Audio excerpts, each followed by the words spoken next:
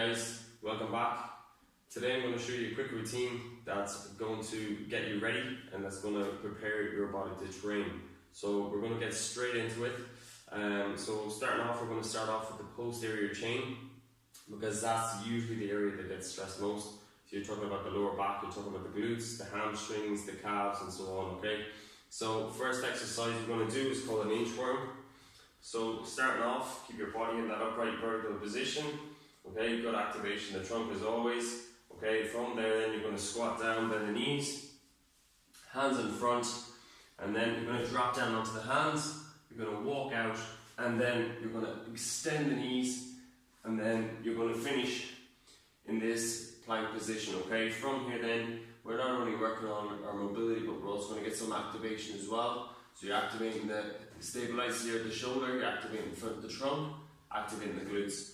Okay, from here then, you're going to walk back, try and keep your legs extended for as long as possible. You will eventually have to bend them then to compensate, and then you start again, okay, in this finishing position. So again, squat down, walk out, extend the knees as soon as possible, get some activation in this position, and then you're going to walk back up again. So each time you perform that exercise, you want to try to extend the knees that little bit faster.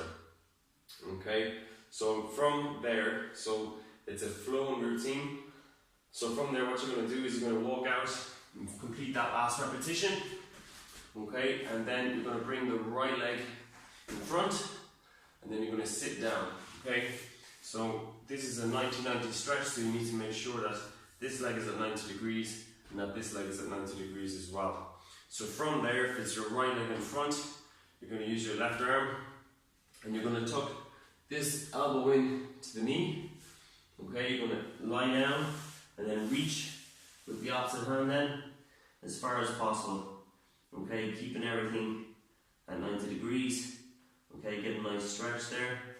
And then you're going to sit up, you're going to hold for just a few seconds. You have to remember all of this is dynamic, none of it is static, so try not to hold these movements for too long. Okay, so you're going to do 5 on that side, then you're going to finish. You're going to come up onto all fours, bring the opposite leg in front, 90 degrees, 90 degrees.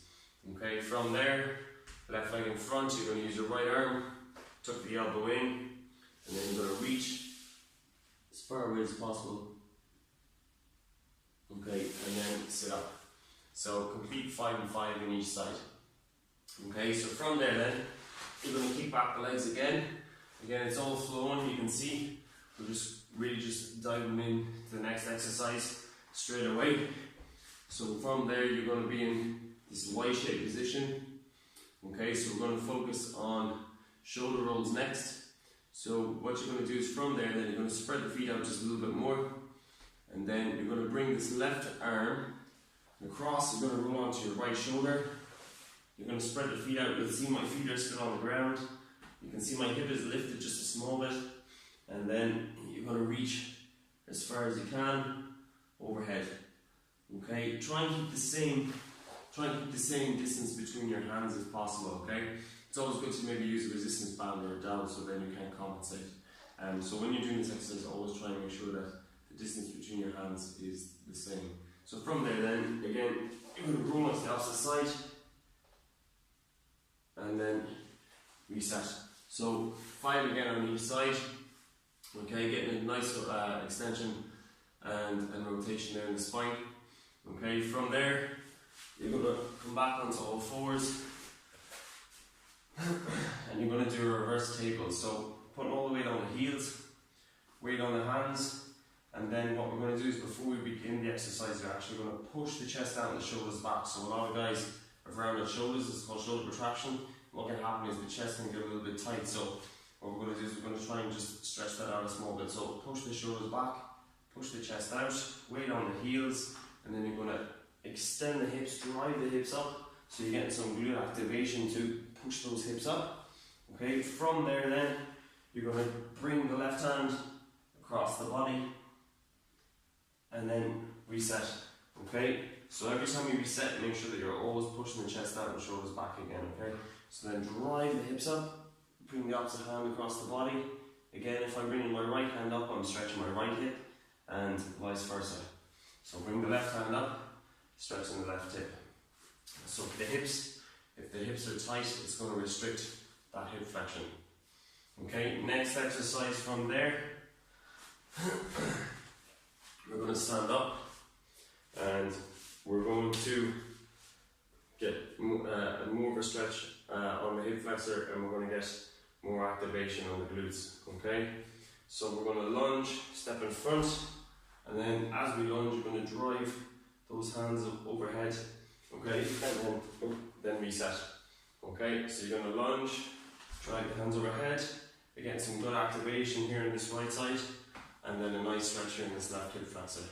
Okay, and then reset. Another alternative to that one is to do a lunge, and then from there you can do a high knee. Okay, so you're holding that knee close to your chest, as close as possible, but you must make sure that you're keeping the opposite leg straight. Okay, so drive the knee up, keeping the opposite leg straight. So if you think about it, when we keep our legs up when we dance, we cannot afford to flex this hip, we cannot afford to bend this knee. So that's what we're trying to do. We're trying to improve our mobility by bringing the knee as close to the chest as possible each time, whilst keeping this opposite leg straight. So from there, now we're in the standing position again. We're going to target the hamstrings. Okay, so what we're going to do is we're going to step one foot in front of the other. You're going to drop down, so you can see I'm bending both knees, and then I'm going to lean forward, just relaxing my arms. So I'm almost in this kind of like a sprinter's position. So I'm keeping my back straight.